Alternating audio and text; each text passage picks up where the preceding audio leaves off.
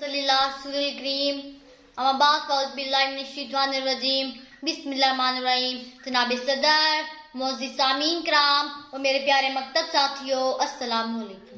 آج مجھے آپ سب کے سامنے جس موضوع پر لب کشائی کرنے کا موقع ملا ہے وہ ہے ارض پاک وطن پاکستان۔ یہ میرا اور آپ کا پاکستان، یہ پاکستان کلمہ طیبہ کی جاگیر، یہ پاکستان سورہ رحمان کی تفسیر، یہ پاکستان لاکھوں ماؤں بہنوں کی دعاؤں کی تاثیر، یہ پاکستان قائد اور اقبال کے خوابوں کی تعبیر، یہ پاکستان امت مسلمہ کی تقدیر۔ عالی جاں اس کی خاک میں فردوس کی بہنائیاں، لالہ گل کی لب کشائیاں، فکر و خیال کی فلک نمائیاں اور شمس و قمر کی رہنائیاں ہیں۔ اس میں سلطان ٹیپو کا خون اور سر سید کی نگاہ کا وصول ہے۔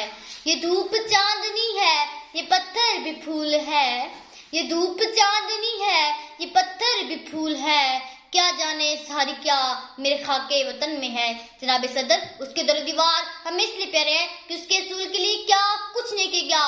خاک کو خون میں لتڑی ہوئی جانے مسلسل کے لیے تعویل دستان تحریک کا ایک دلگداز نام ہے۔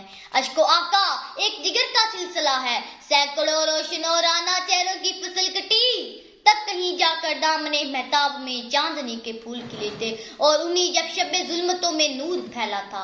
یہ وطن کتنی قربانیاں دے کر پایا، نام کے جذبے قوت کی دھجی اڑا دی گئی، یہاں تک کہ قائد اعظم کے پاکستان کو درلخت کر دیا گیا۔